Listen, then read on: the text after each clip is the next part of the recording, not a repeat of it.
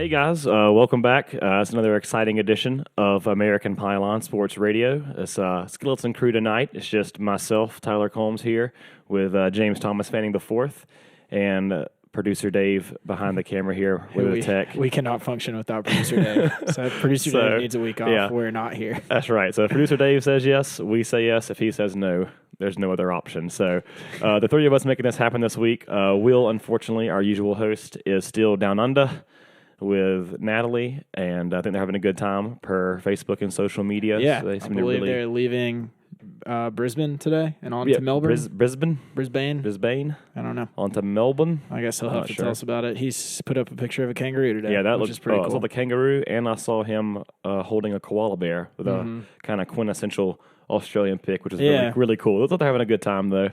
And then, unfortunately, we couldn't rope in some of the other guys we count on, such as Dr. Brent Johnson, longtime listener, and Cole Erickson, unfortunately. So us three tonight. But, we want to get into, I guess we can jump right into it, really. But first, I guess we'll touch on our new headline sponsor. Most of you guys have heard, our good friend, Ed Freeman, State Farm. He's the best agent in the state of Georgia. So if you reside here in the state of Georgia, in Atlanta, if you're a local listener, or anywhere else, please give Ed a shout-out if you have a boat, a car, a house you rent, you have a life, looking to get engaged, want to get that ring covered, anything to that effect. Ed Freeman, State Farm, is your guy, and tell him we sent you, and he'll give you a discount. It's fun. Got to hang out with State Farm Ed a little bit. Yeah, Ed was at the this week. Yeah. We went over to just outside Auburn, Alabama, to Lake Martin, and Ed was there Friday night. He went back to Atlanta after the game. But it was good to get to see Ed for a little bit. Yeah, it was. We had a good crew. So we'll jump right into the game here. But before Jimmy and I watched it we went into Lake Martin. It was just 30 minutes right outside of Auburn. So it was a nice home base for those of us that wanted to go to the game and just kind of, obviously being at the lake, having a good time, being able to grill out, tailgate, kind of enjoy some scenic views there and get to watch the game. So Ed, fortunately, he did go to the game. He went with some people that that he hangs and tailgates out with. So Ed got to be in the atmosphere. We, on the other hand, got to observe it from a couch and our own beer and our own bathroom. So that was nice. So, it was kind of nice. It was the first time I've watched the game, either not at the game or not in like a sports bar or something in a little while. So to be able to have the sound on, we had a pretty good crew of people. We've had most people that have been on the podcast before that we were able to kind of like discuss calls with and stuff. So it was fun. Yeah, it was a fun way to watch it. Yeah, I know we talk about this a lot. I don't like to watch in public too much, but I will watch in a controlled social setting where I trust everyone who's watching knows what's going on. It's a weird, very snooty way to watch a game, but that's how I like to watch it, when people just kind of enjoy it as much as I do. Because I'm very active. I'm a very active watcher. I get into it. I jump. I yell. I scream. But I think it makes it fun. It's a big thing for us. That's why we do this podcast. There were several times where I think you, me, Cole, and Brent totally blocked the view for listener Adam Keller, who's our resident Auburn fan of our group. Yeah, he was sitting in the back with his head in his hands, and anytime anything good would happen, we would all jump up and be about 1.5 feet from the TV. Yeah, guys, I can't see. Nothing to see there for the first 3 quarters for Auburn, which we can get right into. Plainsman. Yeah, I know. God bless them. They're still trying to figure it out. But, so let's get into the game, Jim. I guess we can start first off. Obviously, we won on total. We won 21-14. Kirby Smart's first away win versus a SEC West team. Yep. So it was nice to get that monkey off our back. So it was nice, yeah. So what'd you think? I guess we can start with the defense first. That seems to be the easier topic to start on. Well, I mean, defense played lights out. We were we completely shut them out for the better part of 3 quarters. Seemed like once we went up 21-0, we did what Kirby tends to do, is we moved to a zone defense where we were willing to give up kind of chunks of yardage in order to not risk the big play that being in man defense does for you, which even though man defense was working the whole game. So they were able to kind of sneak in a touchdown. We went 3 and out. They were able to get a quick one, and all, before you could blink, it was 21-14. But our defense kind of dug deep from there. Some really, really strong performances from some freshmen and some first year guys. So to me, the defensive player of the game, I might give it to DJ Daniel. Yeah, man. I thought that he more than held his own on shutting down one side of the field. There was what is their super fast receiver? Schwartz. So there was one play where he bid on a hard count, started a back pedal, then had to recover. Then Schwartz ran right by him, and it was a fade to Schwartz, and he ran him down with about a 3-step lead and leaped over to perfectly play the ball and knock it out. And I think that could have easily been a touchdown, if not just a big long play. I believe he had a tackle for loss, if not a sack. He had 6 or 7 solo tackles, like 3 pass breakups. He was just kind of all over the field for being a guy that we all considered to be sort of the third option of the cornerbacks before Tyson Campbell got hurt coming into this year. So I thought DJ Daniel, not a freshman, but a first-year player, a guy that arrived on campus in June and has kind of seems like been paying his dues, and that was a borderline breakout game for him. Yeah, for sure. Yeah, you touched on that pretty nicely there as far as DJ Daniel coming on, taking advantage of his playing time that he got with Tyson Campbell coming out. Tyson Campbell is back, but DJ Daniel, I think, played so well versus Schwartz and some of Auburn's bigger receivers there that are go-to, throw-it-up guys that that really helped us. And I think, defense as a whole, obviously, it's been the narrative all year. And I think we're kind of having to get comfortable with this is our team, to rely heavily on that defense. And to what Jimmy said, I think a lot of the younger freshmen really, really showed out in areas where we needed them to. Obviously, you can look at Jordan Davis, Tyler Clark, David Marshall, all had big games up front, which we absolutely needed. J.R. Reed, Richard LeCount anchoring down that secondary, playing the safety positions, huge, huge, huge. But if you look at some of those guys, like Tyreek Stevenson had a sack. Trayvon Walker had the sack at the end. Yeah. I know Mark Webb, still not a young guy, but he came down and sealed the edge still. Nolan Smith, I know, bent the play back inside a few times. You keep seeing these guys, these newer newcomers, whether they're a freshman or they're a JUCO transfer or a grad transfer, just really buy in. I think that also helps smash some of the narrative where Kirby is called Mr. February and recruits very well. Where you're not only able to take some of these younger guys and implement them, not immediately, but grow them, coach them to where they can play in a big game like that versus Auburn, but also just, use some of the older guys that maybe weren't, always getting the most out of them. Like Trey Scott has really turned that defensive front around, I really think. It shows a real strength. Auburn could not move the ball on us, and we put it in Bo Nix's hands. He had to threw the ball 50 times. Yeah, and it played into our advantage. He had a good game, I think, for the most part, for asking our freshmen to throw it 50 times versus our defense. Yeah. I know we had more yards. He had a typical game of a freshman who is talented and will be good later. Yeah. I don't think he had a bad game. I don't think he cost them the game, but there were some plays that he'd probably like to have back. He did fumble. That was was Jermaine Johnson that caused that fumble, or Adam Anderson? I can't recall who caused it. I think it was Jermaine Johnson. But he did fumble running the ball once. He had a 4th down conversion that was kind of a flat route to their tight end or fullback, or I'm not sure where that guy came from, that he just kind of missed the 4th down. You mean one of the last 4th down drives? Yeah, his name was Harold. Yeah, so some plays that he definitely didn't have a bad game. I wouldn't pin the loss on him or anything, but some plays where, we forced a true freshman quarterback to be the guy all day long, and he just wasn't ready for it. Sure. So I thought that was a really strong game plan. Yeah, I thought by Kirby and company. Unfortunately, to Bo's credit, he came out and he had a few first early passes, and then you could tell whether it was jitters or he's just still learning or developing. But there was a few he was just inconsistent early on, which was never going to pay.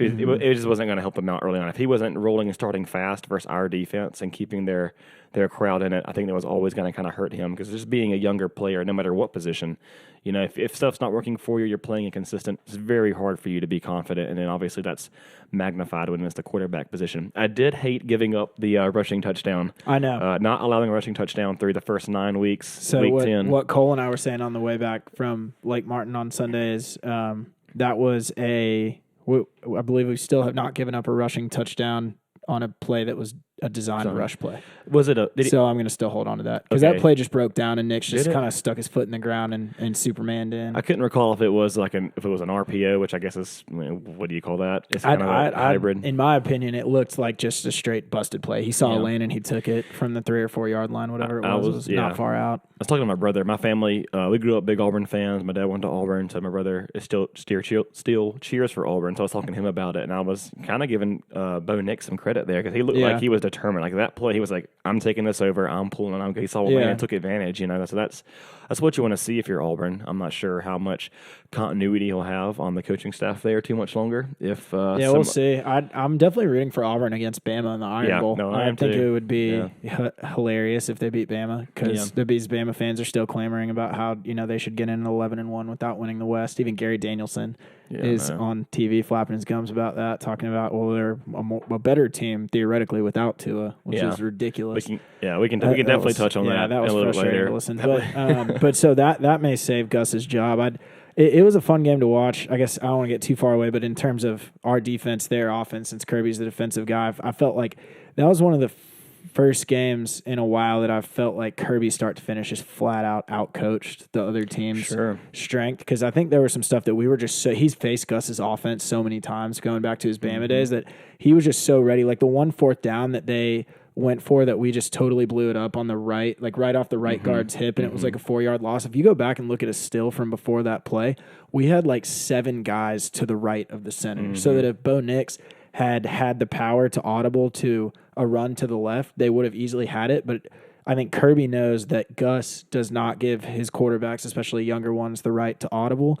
And he knows that Gus is stubborn enough that he knows that if he called that play, that's the best play of all the plays that anyone's ever called, and he wasn't going to change it. So he was like, you know what, in this situation, tendency-wise, they run off the right guard's hip 99% of the time, so we're just going to overload it and let him run right into us, and that's exactly what happened. So I thought in terms of some of the more finesse chess match type things, I was really impressed with, call it game planning, call it game day. We didn't have a major clock management thing that, so, I guess we don't necessarily know if Kirby is working on that or if it's gotten better because we have seen him struggle with that. But I felt like for the people like you said that say he can only recruit, he can't develop, he can't coach, I felt like he coached a really, really strong game on defense. I love that point. I kind of wanted to expound on that moving into this next piece of the defense because I want to get your opinion on that late game adjustment. But for 3 quarters, obviously, we shut Auburn down. They had 0 answers. I mean, I think they finished on the total on the ground 84 yards, which is 10 yards more than our average that we allow, but still not even sniffing 100 yards. Bo Nix had over half of those yards on the ground by having to pick it up with his feet, obviously. So that's huge. But so Auburn coming off of a bye week, having 2 weeks to prepare for this. Gus Malzahn, the offensive genius that he is, they're rested up. They know that they're playing at home. And here we come off on a short week. Again, you have Kirby's history with Malzahn being at Bama and at Auburn. Being at Bama and at Georgia, coaching against Gus Malzahn at Auburn. I thought Kirby did a great job, obviously, through 3 quarters, even if they didn't score till there was 10 minutes left in the 4th. I was a little upset with how the defense was changed just because I understand what he was doing, but trying to kill clock.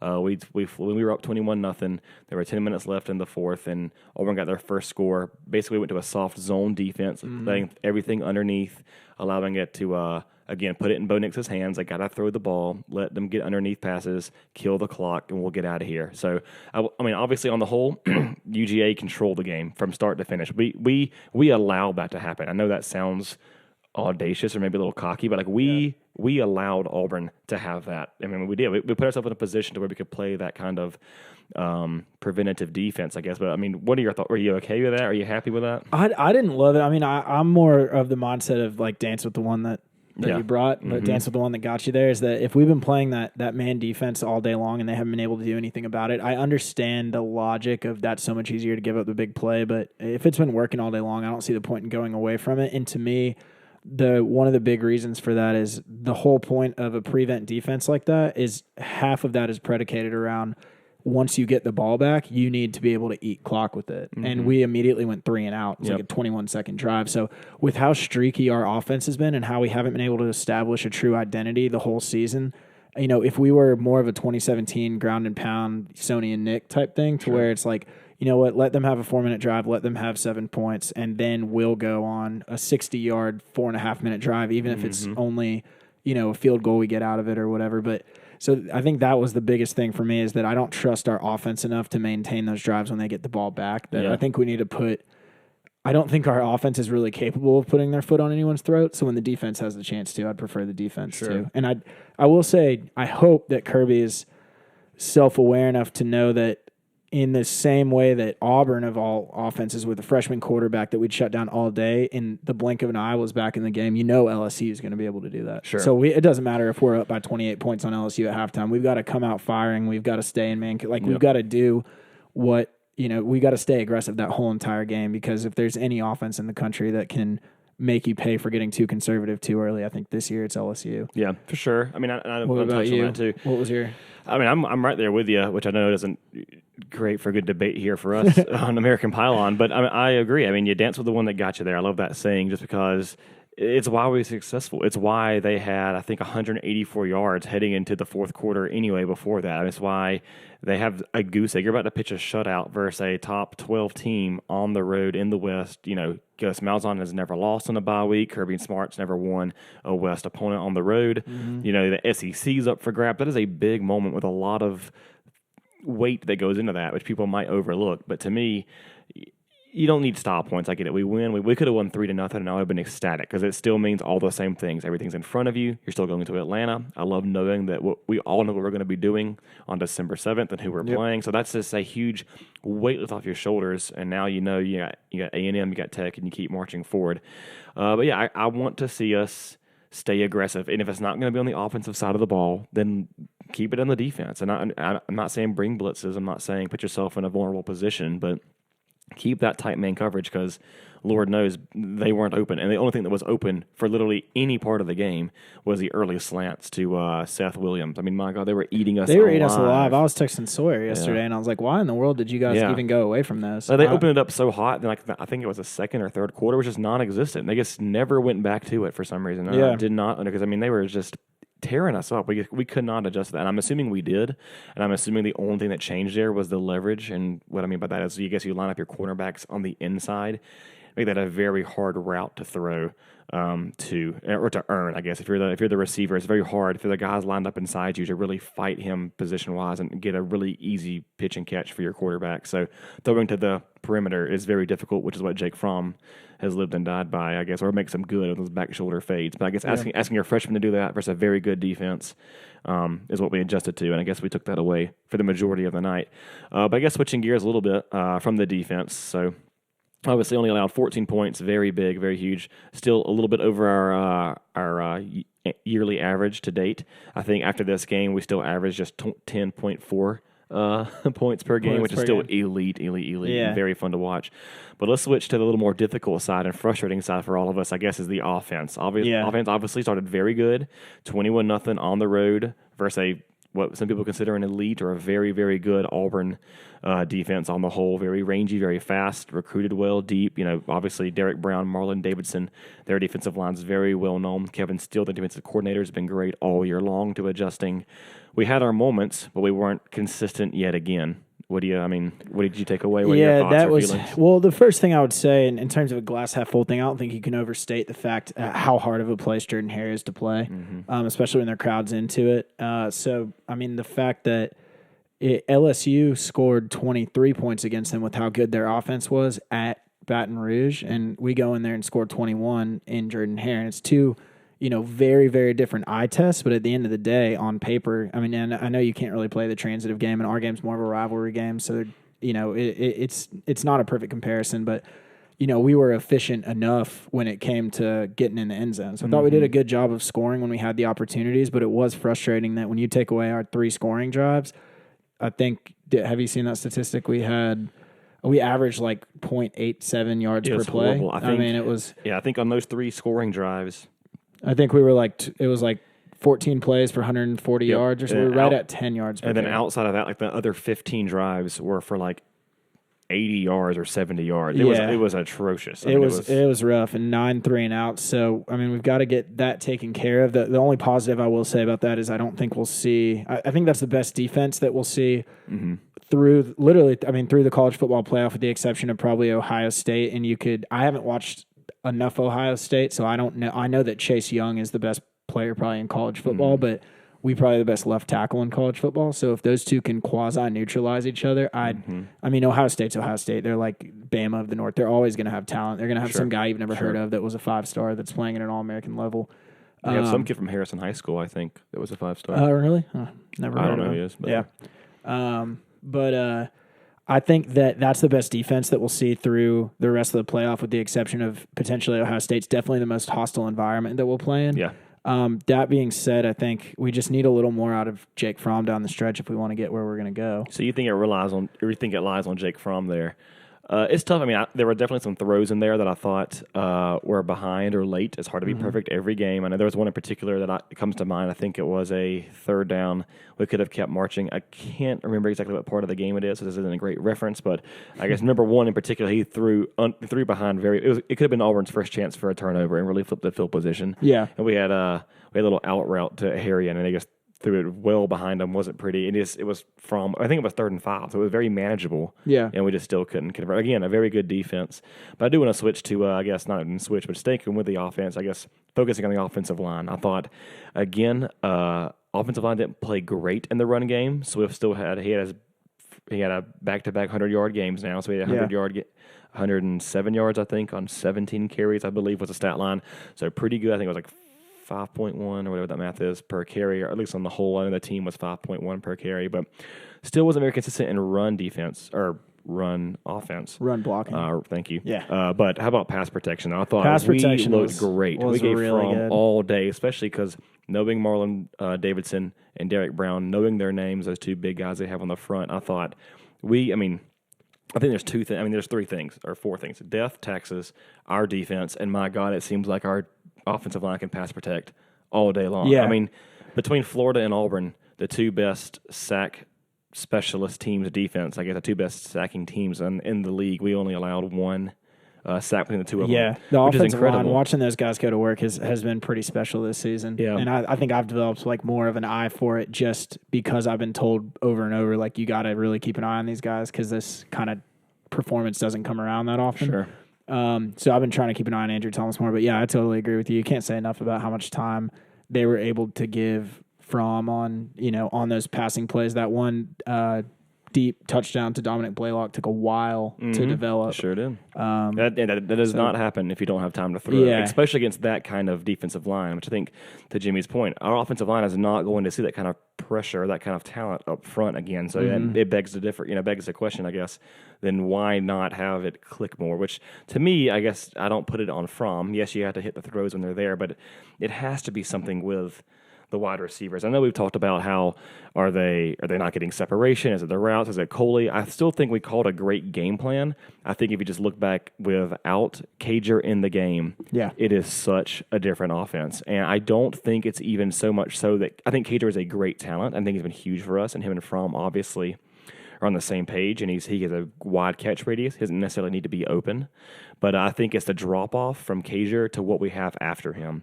My gosh, I know Jimmy and myself and longtime listener Cole Erickson, we were just sitting there watching the game, and we would see Tyler Simmons in the game. You would see Matt Landers in the game.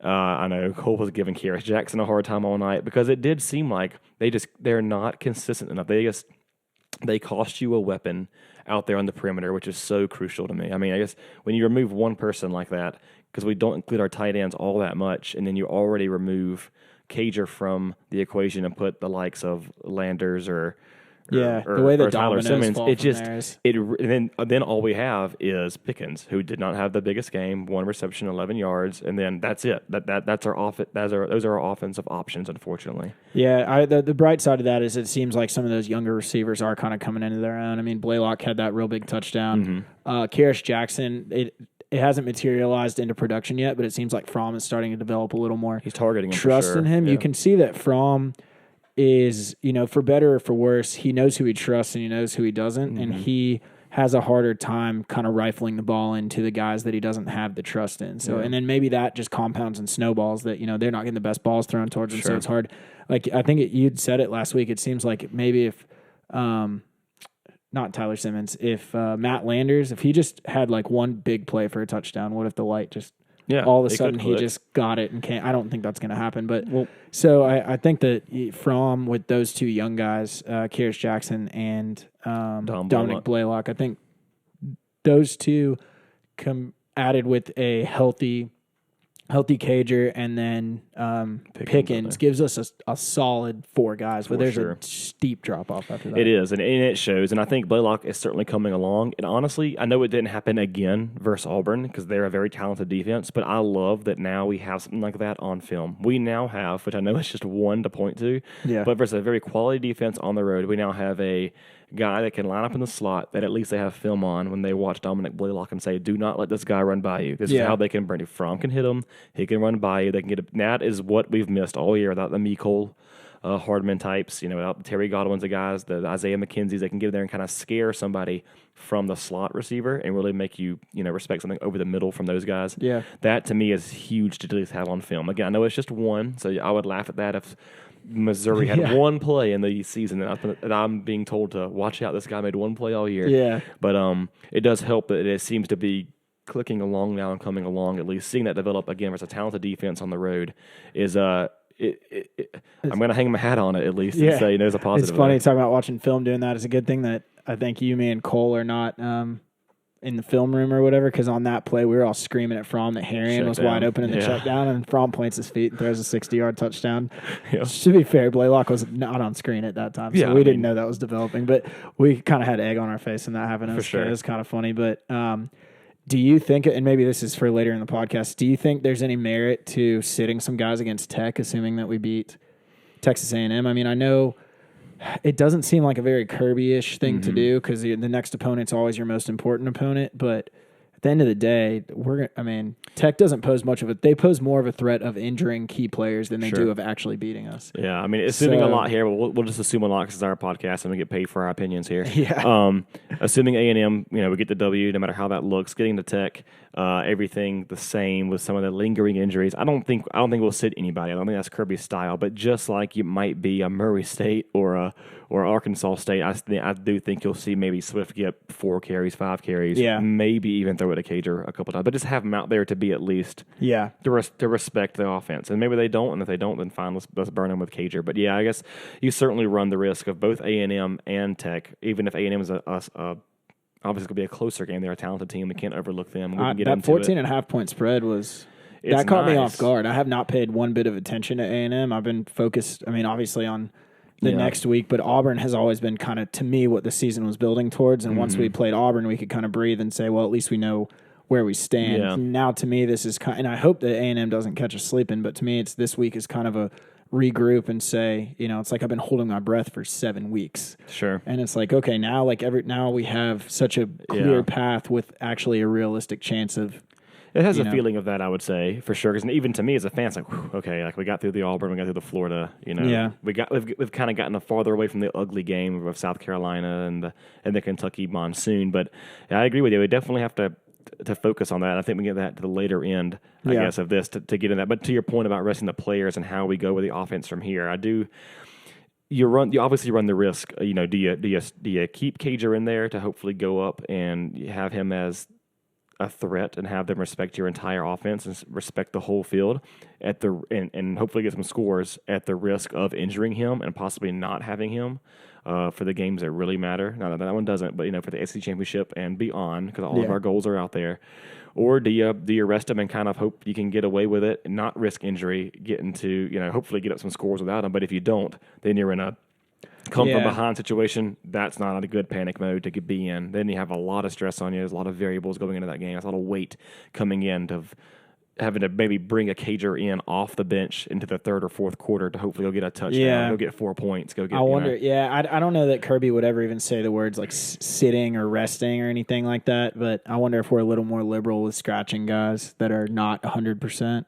I mean, you do it if you have to. I mean, look at our offensive line. I know Jamar Sawyer was in for right guard for the better half of the second half of the game at least, because Cade Mays and Ben Cleveland were both dinged up. So luckily there we can afford it. Obviously we've seen at wide receiver we cannot, but Kirby had no reservations of putting in a kid who has played 4 games. Against that Auburn defensive front and trusted him to go with it. So I know Kirby will roll the dice on that and say, I can win with this. I don't have to I don't have to force a guy back in there if he's 75%. One thing that I'll say, and again, we're looking so far forward, but we're allowed to do it because it's our podcast.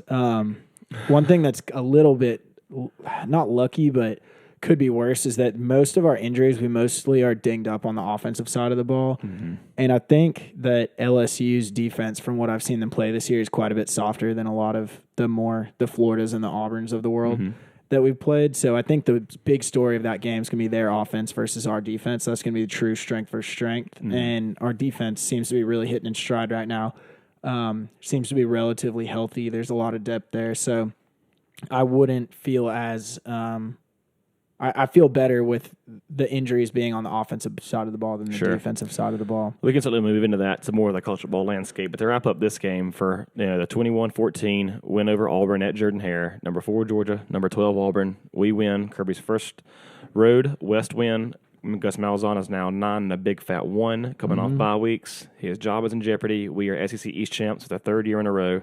Who would you say, I guess, is your offensive player? If you had to pick player of the game or whatever. Player of the game. Well, it's not like an offensive player, but it's more of a defensive player, I guess. But Camarda, whatever you want to slide him in as special teams player of the game, he had a really, really good game. He punted himself into the top 10 average in the country with just that one game. That shocked me, too. He had some like a 61-yarder, 63-yarder, so that was kind of the Camarda. We've been joking about it all year, is that when he doesn't have to finesse anything and can just boom it, he's got like a hell of a leg. But he did have some, his first some coffin corner type ones, some ones that just rolled and died inside the 10. So I don't know if we just got lucky that truly is his range, and it was just a perfect spot for us, or if he's learning a little bit more of that finesse. His worst punt of the game was his last one, so I still worry about him a little more when it's everything's on the line, but you can't say it was low pressure earlier in the game. I mean, those were 0-0 punts. Yep. Other than him, I might say Andrew Thomas, just in terms of the amount of time that Fromm had to throw. You can tell he trusts that offensive line so much that he'll hold on to the ball,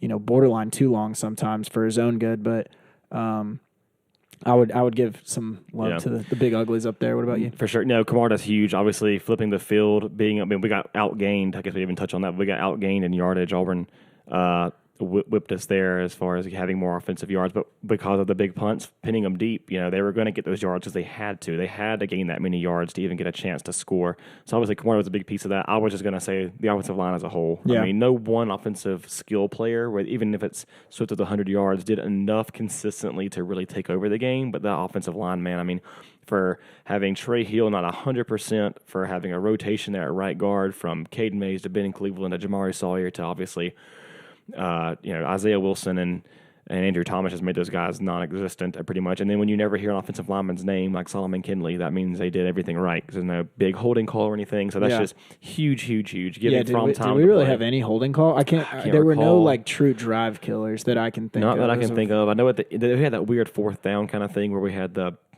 false start. I think it was Tyler Simmons, God bless him. And then I think after that we got to delay a game. We got to delay a game by snapping the ball too early, which I had never. Oh, and also a thing that made me laugh about this weekend, Gary Danielson, who makes, at least $1 million a year, more than that, literally learned on camera that you can't fumble a ball forwards for positive yards. I was like, Gary, they teach you that in Pop Warner. We were joking that, like, how does this?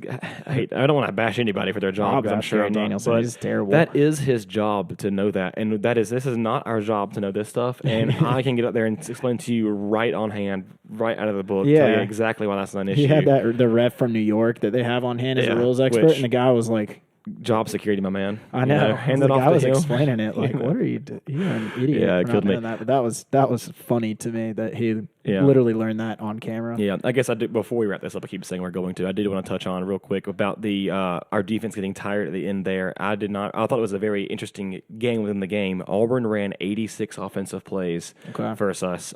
This was a very interesting piece. This is the first game we were outgained in offense. We had the other team had more offensive snaps than us, and obviously because of that, our defense we lost time of possession. So we lost time of possession. We were outgained, and the team ran more plays. They ran 86 plays. Auburn had 50.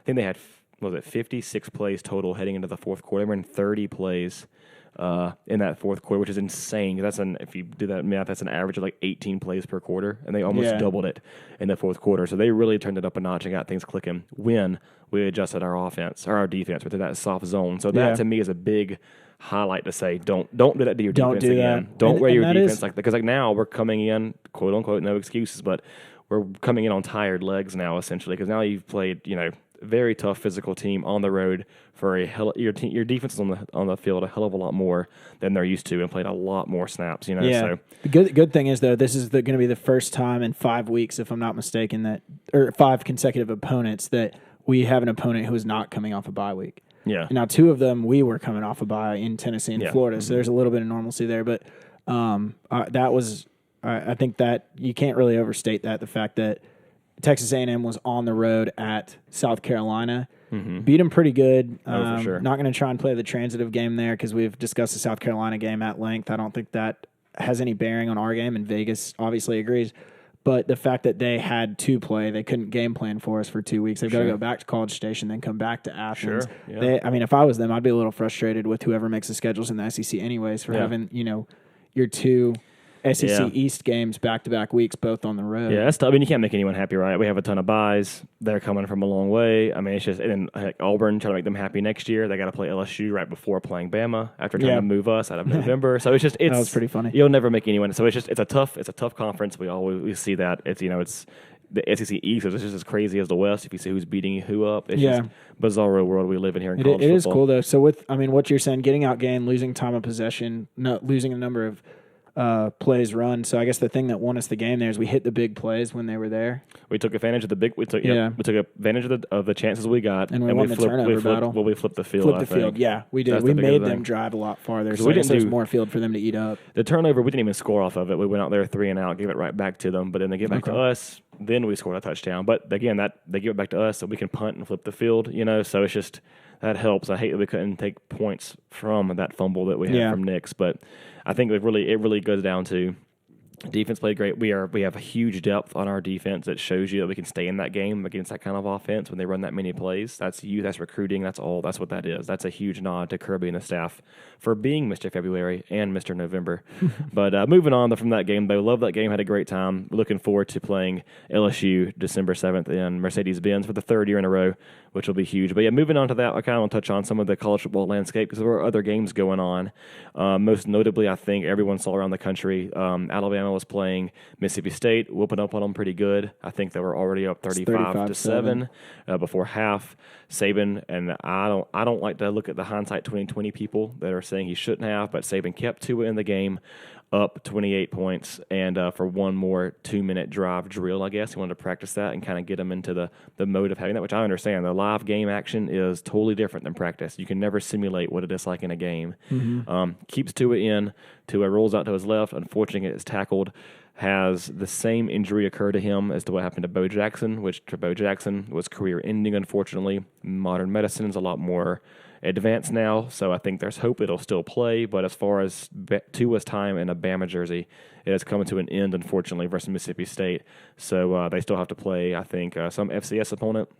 Then they go down to Auburn and play Auburn at Jordan-Hare. I think Auburn has a real shot against them. I mean, it'll depend because Alabama's wide receivers are so good that you wonder how good the quarterback throwing to them really has to be. Yeah. But Auburn's defense, I mean, it's no joke, and it's at home. And I mean, I think that even though Auburn's season's more or less over, they've lost 3 games. It's a rivalry game. You're always going to get up for a game like that. Yeah, I think Bama's defense is, a shell of what it's been the last 10, 12 years. It's not bad, but it's definitely not the elite Bama defense that would scare you from moving the ball. Exactly. So, I mean, I'm not going to say Auburn's offense is LSU that's going to go out there and shred them for 44 points definitely or anything. Not. I don't but see playing on the road like that, I think that Auburn could give them, a pretty good fight. So sure. I'm hoping they do. I'd be nervous if I was a Bama fan. I would be too. I think they are. I mean, they're talented. Bama is still, they recruit well.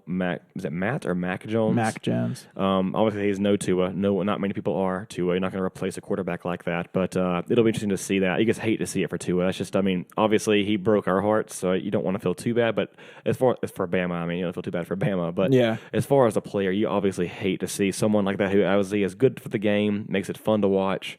Go out like that. I mean, the kid he comes off the off the bench, destroyed us. Obviously, then you had the whole storyline with him and Jalen Hurts. And that's why Jalen Hurts to Oklahoma. It's just Tua really just changed a lot of the landscape of what college football is right now, as far as where people ended up. And that's true. There's a whole trickle down a tree of Tua, and I mean Jake Fromm and Tua are probably forever going to be sort of tied at the hip in their legacies and.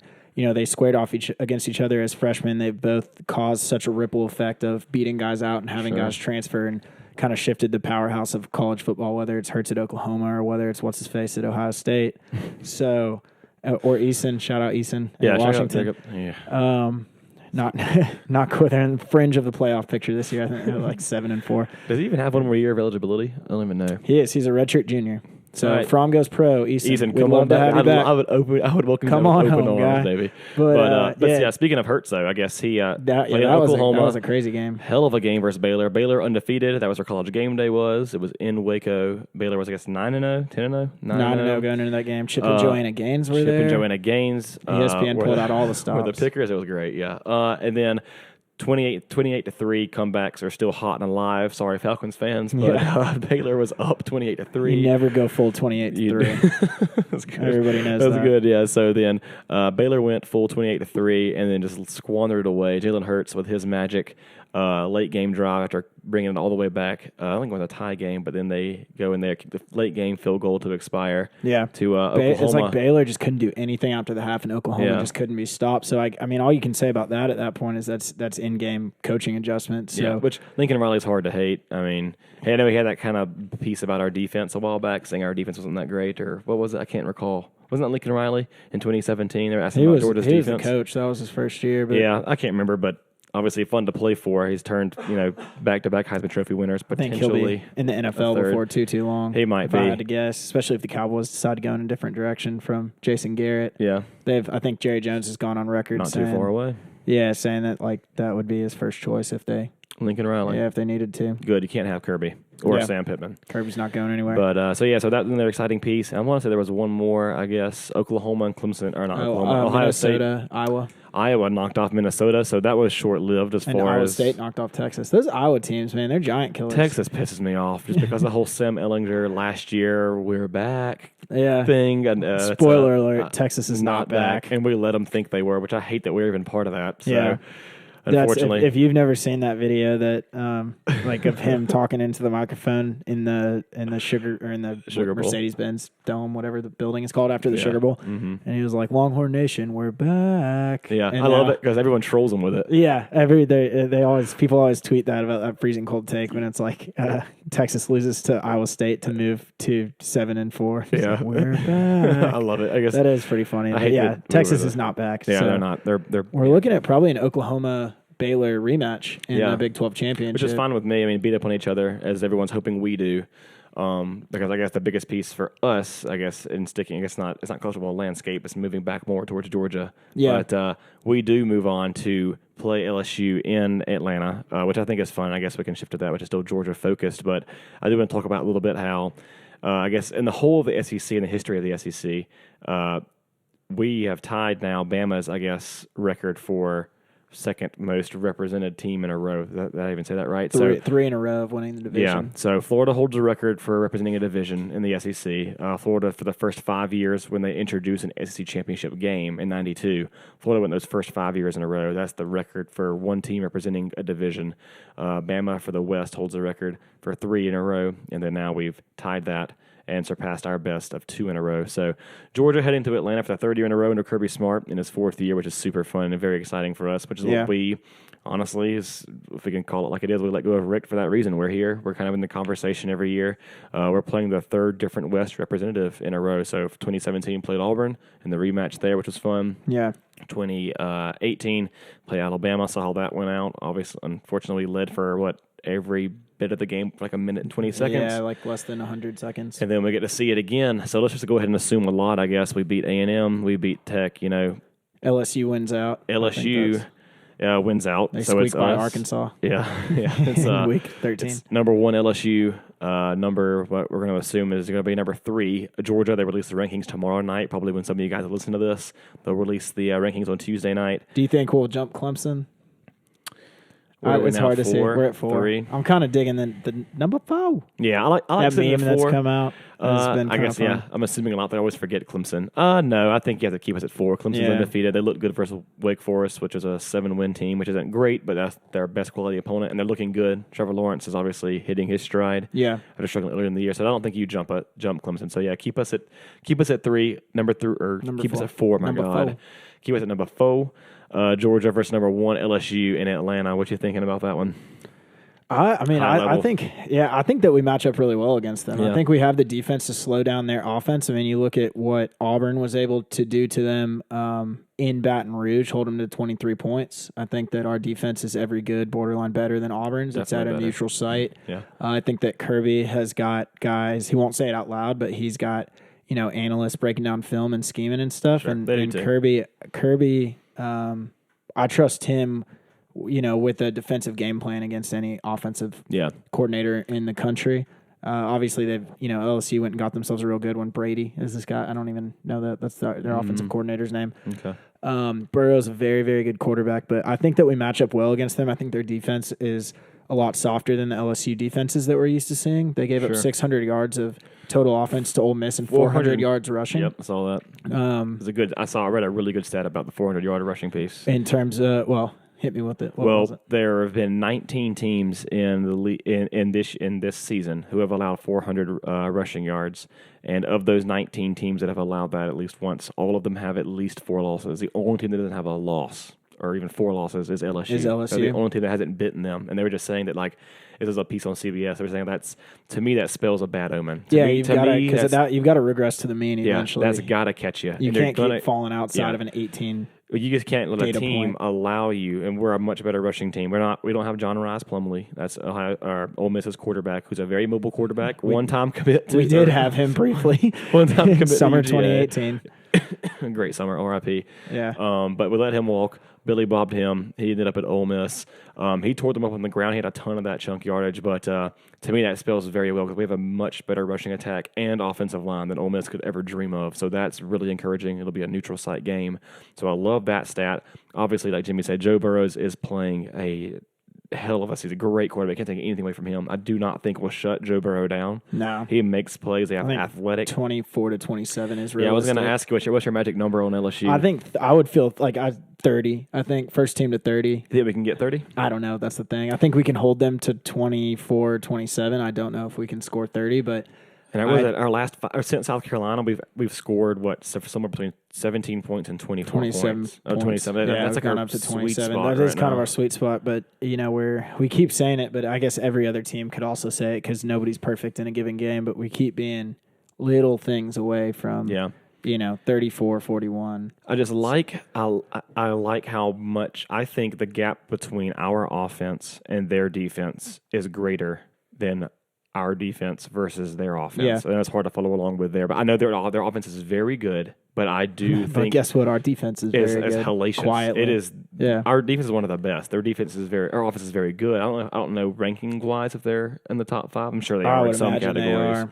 But they will not see a defense like ours. Yes, they played Bama, very good, but on the whole, they won't see a defense. They haven't played a defense like ours. I also do wonder, every year you do see teams that are giant killers all year long, and they seem to just peak a little bit too early. Mm-hmm. And I wonder how much emotion and how much of their season went into that Bama game. That I think their offense is still very good, but I wonder if we see it every year, these teams that are just the team of destiny, can't be stopped, like Bama was last year before they run up against Clemson. These all-world offenses just sort of seem to fizzle out. Yeah. Because I feel like when your offense is the best thing that's ever happened, you're relying on less people to not have an off day. Sure. Whereas our defense, we can absorb a bad day by 1 or 2 players more easily than LSU's. We can absorb a bad day by J.R. Reed, in my opinion, more than they can absorb a bad day by Joe Burrow. Sure. Well, that's always going to be the case with a quarterback, I feel like. Yeah, I mean, that's fair. But, I mean, even if it's one of their wide receivers that's, got the drops that day, or their running back is not having vision or fumbling, I just feel like you're relying on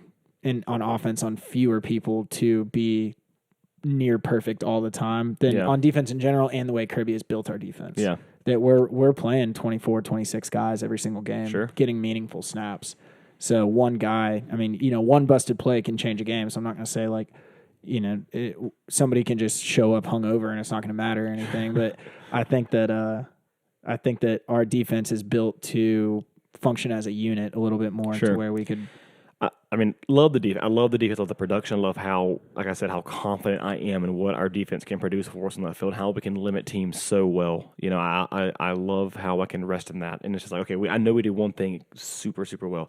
But I would be lying if I said that I I don't want to say I would trade our defense, but I do prefer an offense that I know can score. Like LSU's, we know they can score, but I will say to that point, just as much as we appear to play to the level of competition, no matter if it's been South Carolina or Auburn or Florida, we seem to still be in that scoring range, allowing the same number of points. LSU's the same way versus good competition. If you look at Texas, if you look at Auburn, if you look at Florida, if you look at Bama, doesn't matter who those teams, they had to get into shootout with all of those teams. Yeah. Good, bad, and different offenses. They still had to hang 40 points to win some of those games, 30 points to win some of those games, or just score 23 to beat Auburn or 26 to beat Ole Miss. Or was it Ole Miss? I can't recall, but it's just they seem to play that as well, which I like. If their offense can be if their offense can be 23 points to Auburn, but it can be as wide ranged as 45 to Bama because they have to. I like how that plays into our favor, just because it shows you how they're not 45 every game. Ohio State's 45 every game. It's different competition. We have some. Again, it's not transitive property doesn't work here, but we have a little bit better picture of who they play and who we play and how closely they relate. I like how their offense can be so. Obviously, I see them, again, to you, what you said, more of a 23, 21, 24-point team versus what's going to be what we consider the best defense they're going to play, not at home, not necessarily on the road, but in a neutral site. I like how that plays into our hands. I would say it's going to be more than 50% Georgia fans, though, if I had to guess. It's just so easy for us to get up here. And I don't feel like just driving around, living in Atlanta, you see a good bit of Alabama and Auburn, especially Auburn, just license plates, hats, shirts, whatever. Sure. I don't really see that much LSU. I don't know how much of it. I think they'll travel for it. I think they will too. They traveled to Athens really well in 2013, but they were excited though. I feel like Bama has that Bama fatigue. I'm not going to say we have fatigue, but I think they are going to be. This is their year. They're looking at it as this is our year. We have a Heisman Trophy winner. Our offense is playing great. Coach O, the whole. They guys got everything going on. It just feels like they have it is just moving for them in the right direction. They've broken so many offensive records for school-wise, as far as touchdowns thrown, 1,000-yard receivers, all that stuff. I'm okay with that. I'd rather stay flying under the radar at number 4. Come hit a buzzsaw against our defense. I say all that with please offense for Georgia. Show up and play as well. So it'll be fun. Super excited to know that we'll at least have that here in the city. Jimmy and I and a few others looking for tickets. So if you know of anyone that needs to get rid of tickets, or if you have some media hookups and you want to give some guys here trying to make a podcast work some media passes, I will gladly be on that field and do some interviews with whomever I can get my hands on. Do you think if LSU goes 12-0, they're in the playoff 100% no matter what? Assuming if we beat them, it's 10 points at worst. We're not. I don't think we're going to go in there and beat them 34-10. Yeah, just last week I said I'd put Oregon in this because of how they would win. Because it would require Oregon beating a number 7, if not now better, top 5 or wherever Utah's going to land. I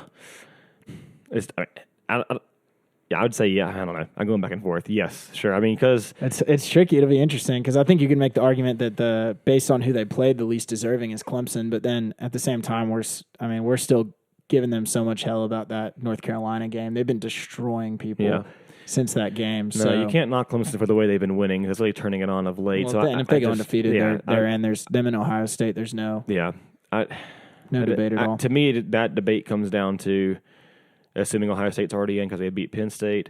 Assuming obviously Clemson went undefeated. We beat LSU. Then it really comes down between is it LSU or is it Oregon? Yeah. Because I think you leave Oklahoma out of that. I think so. Because of when they lost and who they lost to. ESPN's FPI puts the Big 12 as a conference at having like a 14% chance of getting a playoff team in. SEC's 99%, or ACC's 88%, which means Clemson is 88%. Big 10 is like 77%, and then Pac-12 is like 60-something. So, I mean, they're pretty clear that if you're having 4 conferences represented, that the Big 12 is left out. But then there's also a non-zero chance that they feel that Pac-12 is going to be the odd man out if 2 SEC teams go. So to me, then, we're taking Oklahoma out of this conversation, or are we saying they're in if they run the table and win? No, I'm taking them out. I'm saying that of the 5 conference champions plus LSU, assuming, because, I mean, if LSU beats Georgia, then all this is a lot easier. Yeah. So, I mean, we're saying Georgia beats LSU as homers, but also just for the sake of discussion, because that's what makes it interesting. No, if it benefits Georgia, Georgia's in, right? Yeah, so 5 conference champions plus LSU. You got to eliminate 2. I think Oklahoma is the first one out. Yeah, I agree. And then you're looking at LSU versus Oregon. Is LSU losing their last game before the playoffs to a top 4, top 3 Georgia team a better quality loss than Oregon losing to, we'll call a top 25 or top 20 Auburn team in the first week of the year at a neutral site, but beating at least a number 7 Utah? Did they play in the regular season, or would it be in the Pac-12? I don't think so. I mean, if they do, it's on a rotating basis. That's tough because then you have one that's a conference champ, one that's not. Oregon's gonna be rooting like hell for Auburn in the Iron Bowl, so they can say, look, you want to ding us for losing to Auburn, but look at Auburn went and beat Bama. And if I'm a committee member, I would personally be a lot more forgiving of week 1 losses. I would be too, because week 1's always kind of quirky. And then Auburn's 3 losses are to a number 3 or at this point in this conversation, a number 3 Georgia at best, right? Yeah, a number 3 Georgia, a number 4 or 5 LSU, and then a number 9 or 10 Florida, because they wouldn't have lost out either. Yeah. So their 3 losses are the top 9 teams. Yeah, and they beat Bama to cap the season. In that situation. Then that's who Oregon lost to. Yeah, and they beat everyone else. They won the table, and they won their conference championship. That's a lot riding into.